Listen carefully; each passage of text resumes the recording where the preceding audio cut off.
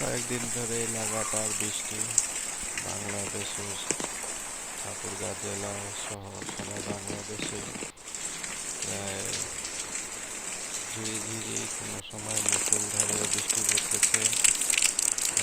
বৃষ্টি গত কিছুদিন ধরেই প্রচণ্ড গরমের পরে স্বস্তির বৃষ্টি। আমাদের এই পাড়ার ভিডিও আমরা দেখতে পাচ্ছি যে আমাদের বাড়ির সামনে দিয়ে ড্রেন ছাতা দিয়েও জোর জোর করে পানি পড়তেছে টিপটাপ করে।